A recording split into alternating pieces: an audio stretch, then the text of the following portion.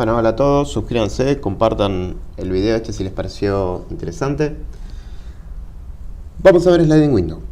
Sliding Window es un mecanismo, digamos, superador respecto a Stop and Wait como mecanismo de control del flujo.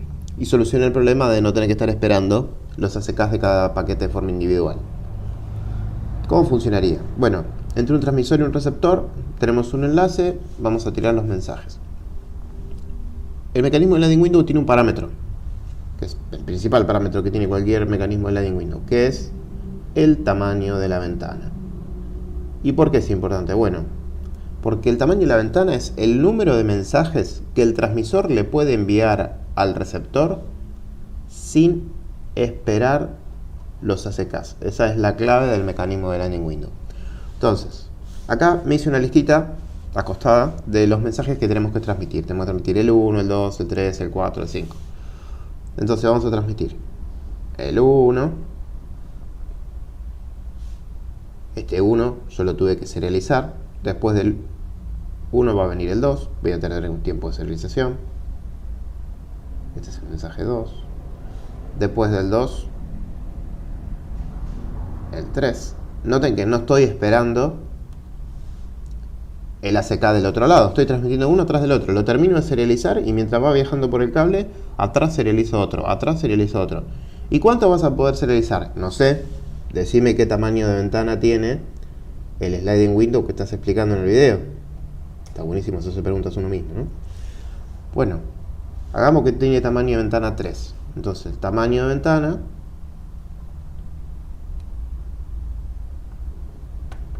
(3).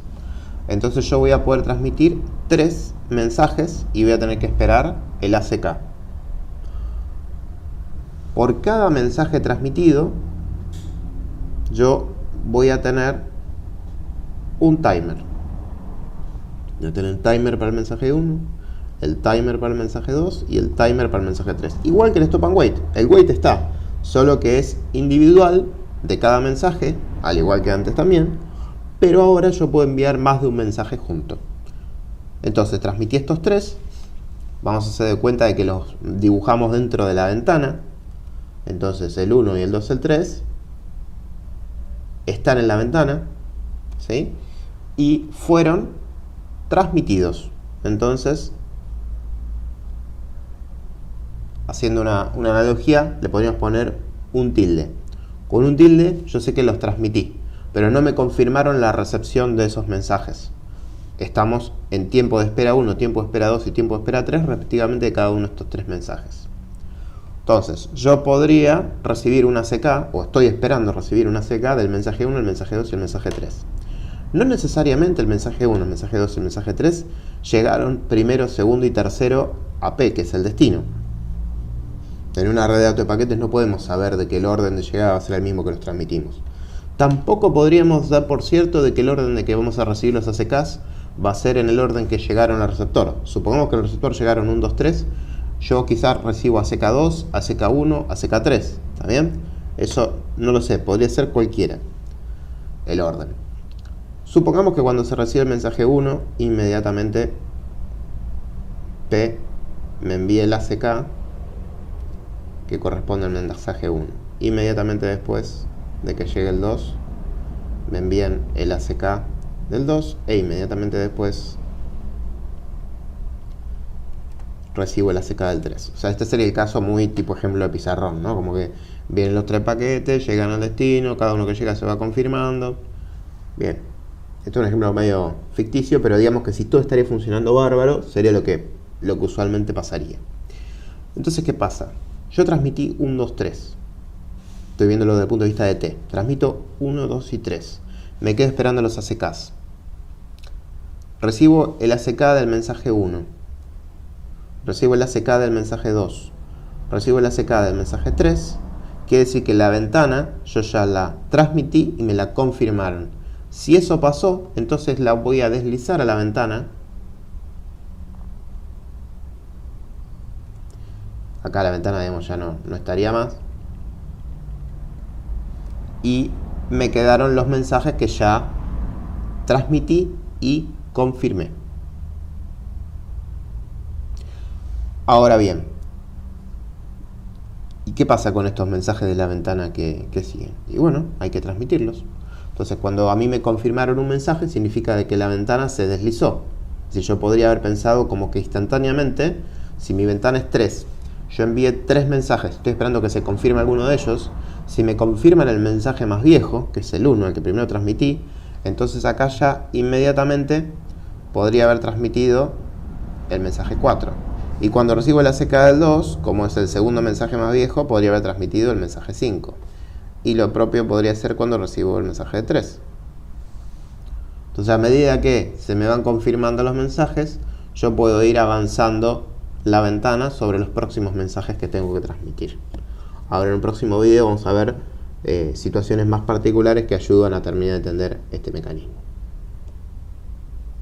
Bueno, vamos a ver el sliding window, pero en un caso un toque más particular, para ir analizando más el funcionamiento. Siempre que hacemos un diagrama temporal, digamos, uno explica una circunstancia que está transcurriendo, pero en realidad el diagrama es una foto, es como solo un instante en el tiempo. Por ejemplo, acá, en este diagrama que viene del video anterior, ¿no?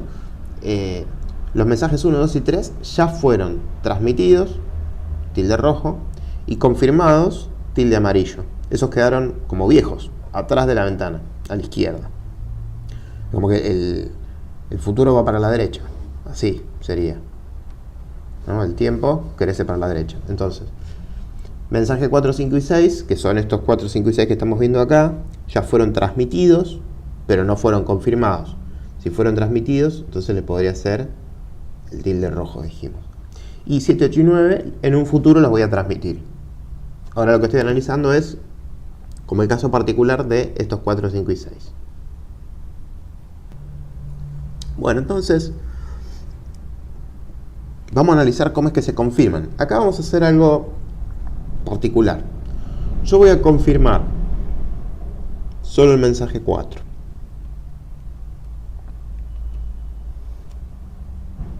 Voy a enviar el ACK del mensaje 4. Si envío el ACK del mensaje 4, ¿qué significa? Que tendría que poner un tilde acá al mensaje 4. No confirmé el mensaje 5 y 6 a propósito. Vamos a suponer que todavía los timers de 5 y 6 no se vencieron. Es decir que el timer que empezó acá sigue. El timer que empezó acá sigue. Y el timer que había empezado acá sigue. Solo que el del 4, cuando llegó a este instante, como se recibió la ACK del otro lado, se paró el timer. Se lo resetea y se lo deja en espera para usarlo de nuevo. Imaginen. Bueno, ¿qué hacemos con este ACK4 que llegó? Nada. Si llegó una ACK4, significa que ahora podés mover la ventana. Es decir que podemos mover la ventana que antes estaba acá y ahora llevarla acá. Si la ventana la llevas ahí, quiere decir entonces que la vas a poder correr hacia adelante en el tiempo. O sea que, como nos confirman el 4, que es el mensaje más viejo, nosotros ya en ese instante podemos desplazar la ventana, a pesar de que 5 y 6 no hayan sido confirmados, y transmitir el 7.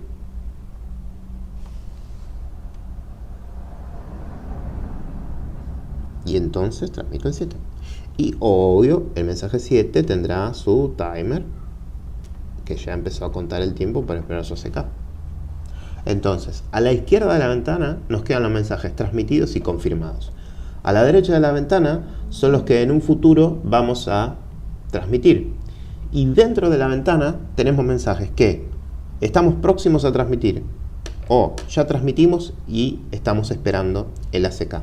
A medida que yo voy recibiendo mensajes de ACK, de confirmación de los que transmití y están dentro de la ventana se desplaza y deja ese mensaje afuera de la ventana. Como quedan a la izquierda, los que quedan a la izquierda son los que fueron transmitidos y confirmados. Si yo perdiera el mensaje 5 y el mensaje 6 porque en este instante de tiempo se finalizó su timer, en estos instantes de tiempo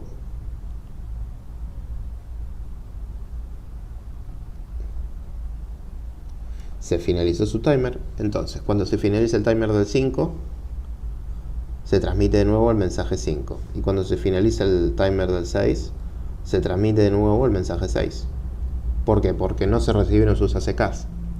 Entonces yo volví a transmitir el mensaje 6, volví a transmitir el mensaje 5 y estoy esperando la confirmación del nuevo 5, del nuevo 6 y del 7 que transmití.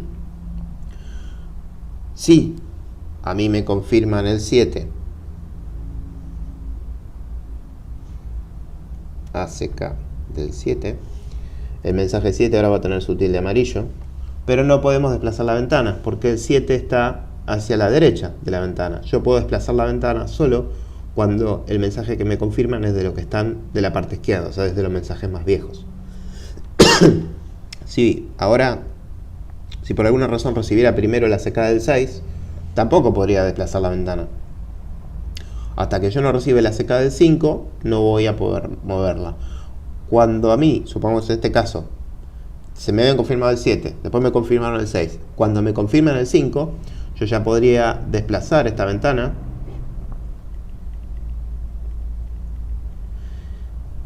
y transmitir los próximos 3 mensajes. En este caso, si tengo solamente 2 para transmitir, voy a transmitir estos 2, el 8 y el 9. Bueno, espero que esto haya servido para aclarar el mecanismo de Sliding Window. Recuerden suscribirse, si tienen alguna duda la pueden consultar en los comentarios. Y acuérdense que este es un ejemplo simplificado de Sliding Window. El Sliding Window de cómo funciona el TCP está explicado en otro video y también está analizado con el Wireshark. Bueno, ¿cómo les va? Vamos a ver en este video cómo es el tema de la ventana de TCP. Se supone que ya habría que tener idea de TCP y habría que tener un poco de idea de Sliding Window para poder apreciar qué es lo que vamos a ver acá. Por un lado, hay un programa que es un servidor, el mismo que estoy usando en casi todos los videos para este tipo de explicación. El servidor se ejecuta con ./servidor, 1000 es la cantidad de bytes que quiero transferir. Esta es la IP que quiero que mi servidor escuche comunicaciones que le entren. Y 5 es el número de mensajes que el servidor va a transmitir. O sea que va a transmitir 5 mensajes de 1000 bytes. Después si lo mando en 500 paquetes, en 2 paquetes, en 3, bueno, es otro tema, ¿sí? Yo quiero que me haga 5 transferencias de 1000 bytes. Después, cómo subdivida eso TCP, bueno, ya lo veremos con la ventana. El cliente se ejecuta con ./cliente y la IP del servidor, que es a donde se tiene que conectar. Bueno, vamos a verlo en el Wireshark. Esto ya lo vimos en otros videos, pero hay que retomar desde acá para que se entienda. Con el Wireshark estoy capturando las comunicaciones que tengan como puerto 8888, tanto como origen como destino. Levanto el server y acá es donde tienen que prestar atención. Dice que el tamaño del buffer de recepción es 87.380 bytes. Y el de transmisión, 16.384 bytes. ¿Y ese número de dónde salió? ¿No? Sería una pregunta muy interesante para hacerse. Voy a ejecutar el cliente. El cliente, casualidad, son los mismos números. El mismo número de buffer de recepción y el mismo número de buffer de transmisión. Ahí están conectados. Si yo les doy 4 enters en el servidor, 1, 2, 3, 4, me transmitió los 5 mensajes que yo le pedí cuando lo ejecuté. El cliente los recibió. Bueno, y acá están los mensajes, que son todas letras consecutivas de mayúscula. Si lo miramos en el Wireshark, acá están todos los segmentos TCP segmento TCP barra paquete en este caso que se transmitieron. Ahora, volvamos sobre esto del tamaño del buffer y de dónde salió, ¿no? Como que yo en ningún lugar o sea, en el código no lo elegí. Obvio, en el código yo hice el printf para que me lo muestre, ¿no? Pero ¿cómo es que se eligen esos números? Sería la reflexión. ¿O por qué son esos? ¿O de dónde salieron? ¿Y qué relación tiene con el código? O mejor dicho, ¿qué relación tiene con el funcionar de TCP? Tengan en mente este número. 87.380. Si vamos al Wireshark, el cliente que se conecta desde este puerto hasta el puerto 8888, que es el del server, le manda un SYN para establecer la comunicación con el servidor. Fíjense que el tamaño de la ventana que usa es 43.690. Eso está bastante cerca de la mitad de este número, ¿sí?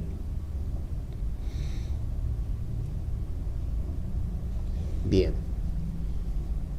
El servidor me responde con una CK el SYN que yo le envié antes y me envía su propio SYN.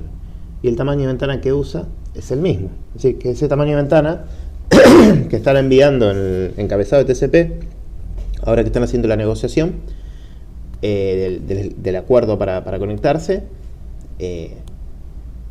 viene de la mitad del tamaño del buffer. Eso es una consecuencia de cómo funciona el sistema operativo. El sistema operativo elige de que, dado un tamaño de buffer para cada conexión, la mitad del tamaño del buffer lo usa como tamaño de ventana para los paquetes que tiene que recibir. Es decir, este window que le está informando el cliente al servidor es el tamaño de bytes o la cantidad de bytes que el servidor puede enviar sin que el cliente le haya enviado una CK. Y viceversa, esto es lo mismo del otro lado.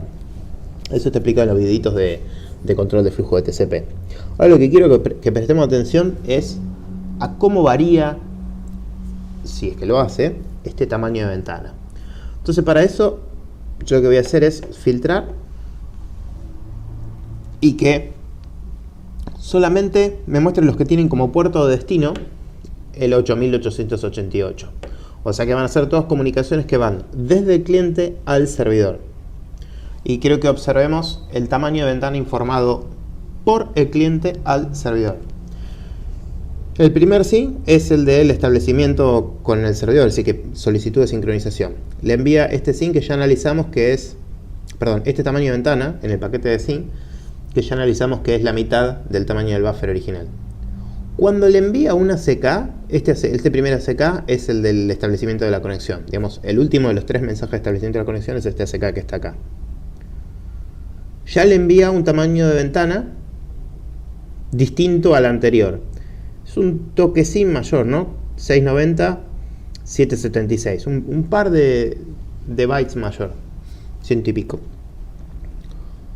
El próximo mensaje que le confirma que recibió cierta cantidad de bytes desde el servidor, lo agranda un toque más, de 43.000 a 45. En el próximo, un toque más. En el próximo, un toque más, de 47 a 49. Vamos a poner de 2100 bytes más o menos. Y en el próximo, fíjense que ya lo agranda muchísimo más. Y en el último repite ese último valor que mostró. Así que lo que vimos es que desde un valor de ventana inicial, los sucesivos ACKs fueron incrementando un poco el tamaño de ventana, hasta que en el últimos 2 mensajes aparece un tamaño de ventana que es mucho mayor a los anteriores. Así que hubo un incremento en el tamaño de ventana desde un valor original, este valor inicial, que tiene cierta relación con el valor del buffer de recepción que utiliza nuestro código. Es decir que, dado un buffer de recepción, el tamaño de la ventana informado hacia el otro extremo es la mitad de ese valor. Ahora bien, una pregunta sería, ¿y está bueno ese tamaño de buffer? ¿Podríamos usar uno más grande? ¿Podríamos usar uno más chico? ¿Qué pasaría si usamos uno más grande? ¿Qué consecuencia tendría usar uno más chico? Bueno, para tratar de responder todas esas preguntas, uno podría consultar la bibliografía. El objeto de este video es para introducirlos a reflexionar sobre esto, y en un par de videos después vamos a ver cómo se hace para modificarlo y qué consecuencia tiene. Vimos que las comunicaciones TCP tienen un tamaño de buffer, tanto para transmisión como para recepción. Hay un comando de Unix, GNU Linux, que lo voy a volver a poner, que se llama sysctl, que permite tanto consultar como modificar variables del kernel mientras el kernel está funcionando. Modificar variables del kernel mientras el kernel está funcionando. Hay un montón. De todo ese montón, hay un par que sirven para las partes de redes. Y de las que sirven para la parte de redes, hay algunas que sirven para IPv4. Y de las que sirven para IPv4, hay algunas que sirven para TCP sobre IPv4. De las que sirven para TCP, las que quiero que analicemos son estas dos que están acá, que no se tendrían que estar sorprendiendo. El 87380 es el tamaño del buffer de recepción y el 16384 es del buffer de transmisión. O sea que esos números que se repiten ya sabemos dónde están saliendo. Están saliendo de que hay una variable en el kernel que tiene seteado ese valor. Estos tres valores correspondientes a estas dos variables del kernel son RMEM, que sería el buffer de recepción, y WMEM, que sería el buffer de transmisión, ¿sí? ¿No? Lectura y escritura. Y tienen tres números. Vamos a hacerlo tipo columna. Sería una columna, otra columna, otra columna. La primera columna indica el valor mínimo. La segunda columna significa el valor por defecto, que es el que se va a usar siempre. Fíjense que es el que está en nuestras comunicaciones. Y el último es el máximo al cual puede llegar. Entonces, nosotros teníamos un valor de buffer de recepción. La mitad del valor de buffer de recepción fue el tamaño de ventana informado entre extremos cruzados. O sea, yo servidor le digo la mitad de este número para que el cliente no me haga de paquetes y viceversa. El cliente hace lo mismo. Entonces, bueno, ya vimos de dónde sale ese número de ventana que TCP utiliza. Y aprendimos con este comando, con el sysctl, a ver cuáles son esos dos. Ahora lo próximo que podríamos hacer sería modificarlo, ¿no? Entonces, el valor default del buffer de recepción, que es el cruzado, el que informa TCP, lo voy a modificar. Le voy a poner, por ejemplo, ahí está bien, vamos a ponerlo igual al mínimo, 4096 bytes. Con el atributo "-w" del comando sysctl, teniendo permiso de sudo, voy a modificar esta variable del kernel. Ya está. Para que esa variable del kernel tome efecto de forma inmediata, hay que luego setear en uno la variable flash de root de IPv4 con ese comando que está ahí. Bien, entonces, habiendo modificado el buffer de recepción de las comunicaciones TCP que corren sobre IPv4, vamos a hacer lo mismo que en el video anterior. Voy a levantar el servidor y van a ver qué número va a aparecer. El buffer de recepción es, y me apareció el 4096, que es el valor mínimo que puede tener. Es decir, el que tomó fue el default, que es este que está acá. Y a su vez el mínimo es ese valor mismo. ¿Está bien? El buffer de transmisión yo no lo modifiqué, así que sigue siendo el mismo. Con el cliente me voy a conectar. Previo a conectarme voy a ir al Wireshark y voy a reiniciar la captura de paquetes para que no se nos mezclen, ¿sí? Y puerto destino no. Me voy a quedar con todos los puertos que sean, todos los paquetes que tengan origen o destino 8888. Le conecto al cliente, se estableció la conexión, tengo los tres paquetitos de la secuencia. Fíjense en qué tamaño de ventana tengo, 2048. 2048 es la mitad de 4096. 4096 es el buffer default, que es igual al valor mínimo. Y el tamaño de ventana informado por los dos. Este es el tamaño de ventana que el cliente le informa al servidor. Este es el tamaño de ventana que el servidor le informa al cliente. Como está hoy corriendo servidor y cliente en el mismo sistema operativo, veo el mismo tamaño de ventana informado. La mitad del tamaño de buffer de recepción que yo le di. Le voy a dar los 4 enters al servidor para que le transmita 5 mensajes de tamaño 1000 bytes al cliente. Ya se produjo la transferencia. Si voy a mirar el Wireshark, A comparación de antes vemos a simple vista mayor cantidad de paquetes. Eso tiene sentido porque el tamaño de ventana que le dimos es menor, o sea que va a haber una menor cantidad de transmisiones hasta poder tener un ACK, al menos inicialmente. Vamos a analizar la secuencia de los tamaños de ventana. Para hacer eso voy a filtrar, al igual que hice antes, los puertos. Solo voy a dejar los que tienen puerto de destino, o sea, solo los que van del cliente hacia el servidor. Vamos a revisar cómo varía el tamaño de la ventana. Cuando le manda la solicitud de sincronización al servidor, le pasa un tamaño de ventana 2048. El último mensaje de confirmación del Triple Handshake sigue teniendo tamaño de ventana 2048.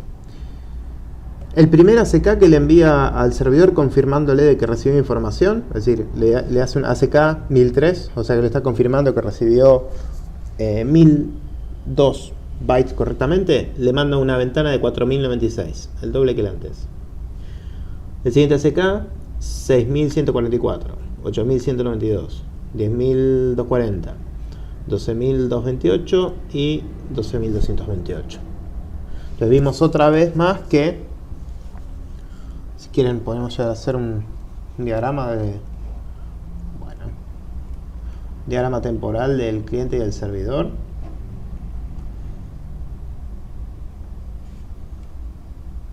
Entonces primero están los 3 mensajes que establecen la sincronización. Después el servidor le envía un mensaje de datos al cliente, el cliente le responde y cuando le responde modifica el tamaño de su ventana. Le dice, ahora es 4096. El servidor le envía un mensaje, el cliente se lo confirma y le vuelve a modificar la ventana. Le dice 6144. Así, cada uno de los mensajes va creciendo el tamaño de la ventana. Esto permite de que el servidor pueda enviarle al cliente una cantidad cada vez más grande de paquetes sin confirmar.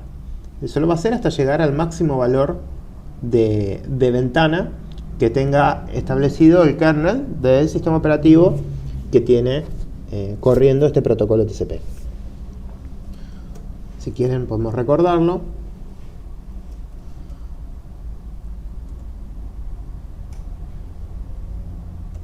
Tenemos una variable de kernel que es el buffer de lectura y otra que es de escritura de las comunicaciones TCP que corren sobre IPv4. Yo lo que hice fue modificar el tamaño del buffer de recepción. Entonces el cliente, cuando le informa al servidor el tamaño del buffer y viceversa, arrancan en la mitad de tamaño de buffer como valor de ventana inicial. Si no se pierden paquetes, el tamaño de la ventana va creciendo, ¿sí?, siguiendo una regla matemática. Después vamos a analizar cuál es esa regla matemática y las distintas formas que se puede hacer en TCP. Pero ven que no es multiplicar por 2 a lo loco, ¿sí? Empezamos con el mismo valor 2048, la primera vez se multiplica por 2 y después no se va multiplicando por 2, crece más lentamente. Bien. Bueno, espero que haya servido para entender un poco de dónde aparece ese número de ventana, que es la mitad del tamaño del buffer que tiene el sistema operativo para cada comunicación del protocolo TCP sobre IPv4, cómo la podemos consultar para saber cuál es en el servidor que estemos tratando de analizar, y bueno, que haya servido para esclarecer un poco cómo funciona TCP y el sliding window.